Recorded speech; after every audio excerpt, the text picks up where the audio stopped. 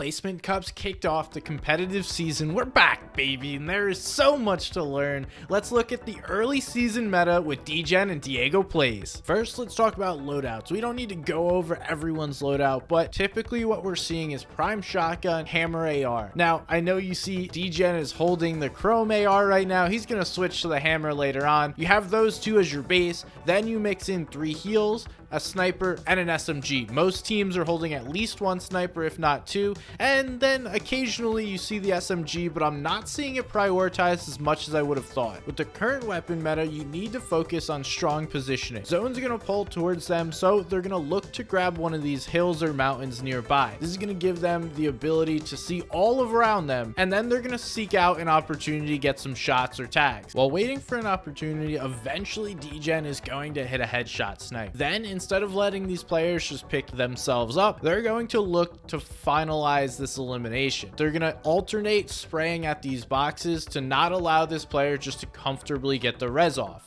Eventually, they're going to fall down, but it's too late. Degen and Diego have already closed the gap and are right on top of them. We see Degen is going to go for the max headshot damage snipe on the downed player to maximize the amount of surge damage he's able to get. This is something we used to see back in the day. This is to get as much surge damage as possible and something you should be focusing on as well. They're going to continue the pressure on, so while Degen relaxes for a second, Diego will keep the pressure on. Eventually, Degen comes over to help, and Diego is going to force the second player into Degen's face, and they'll clean up this elimination. A quick little 2 elims and controlling this area exactly what they wanted to do. Then we jump ahead to 4th zone. So in 4th, they could just rotate in, play the side of the mountain, but they have some extra materials where they were sitting because of the players they were able to eliminate earlier. Because of this, they're going to ramp up in hard materials, and this may look like a psycho play, but it winds up working out with a lot of good players in this lobby that could have taken advantage of it. A couple of things go really well for these guys, and a couple of things they play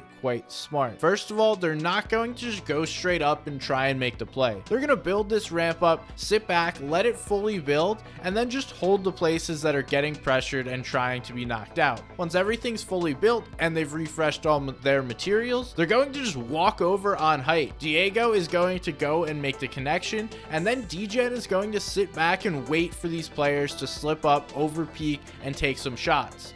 Now, the players don't actually do this, but Degen continues to put pressure on to make sure that these players aren't going to be able to stop their high ground play. They've taken a relatively free height play here in 4th zone. Once again, they're not going to pull high ground in 5th zone, but it's going to be pretty dang close. Instead of just sitting here and waiting to hope and pray that high ground's going to work out, they're going to wait for zone to start pushing them forward. That way everyone keeps moving forward. They are still holding high ground at all times, and then when zone is finally at their back, all they have to do is walk down a little bit and continue to build, connect to the builds down below, and then maintain that high ground position that they fought so heavily for earlier in the game. No one winds up contesting them, and this is one of the easiest 5th zone high grounds you're gonna get. You might as well have just gotten it for free. All they had to do was walk down and reestablish a new position. 6th zone pulls relatively close to them, and this is an interesting zone because of all the mountains nearby. You are in a great position to play height. If it pulls back up one of these mountains, everyone's just going to go down because they're going to get buried. So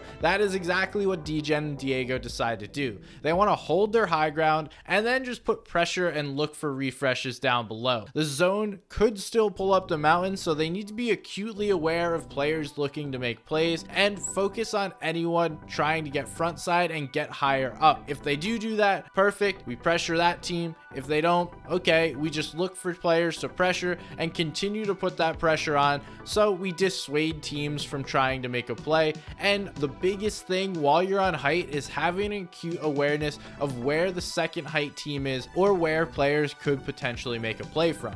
In 7th zone, we see much of the same as zone continues to pull. They're holding the height position very well, putting down pressure with their ARs. Now, the key for them here is to identify one of two things.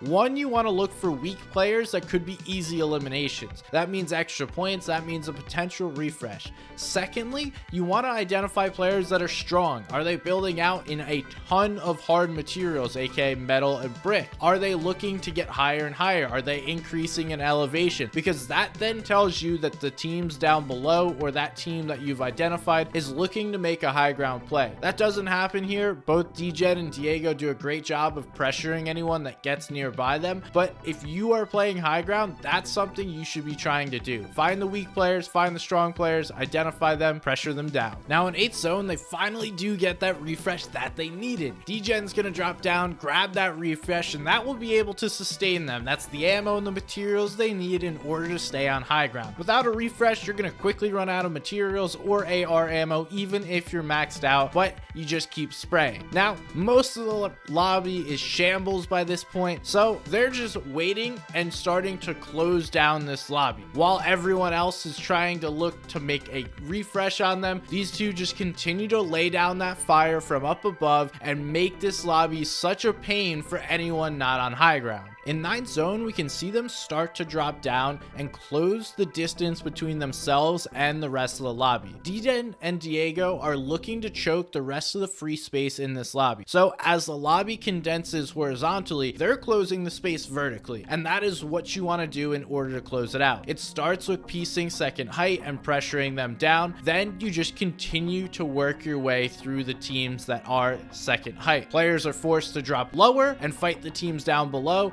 or they're going to make a play on the high ground. 90% of the time here, teams are going to choose to try and drop down because you're pressuring them from above, and then height just keeps putting pressure on. So even though you're trying to avoid it, you're not really changing anything other than trying to get a better placement and get some elims down on low ground. Then we see the entire lobby closes itself out. Degen is going to hit the final shot for the win, and we can see they're taking that dub, executing high ground very, very well in this meta. I hope you guys enjoyed. If you do like the video, make sure to check out this one.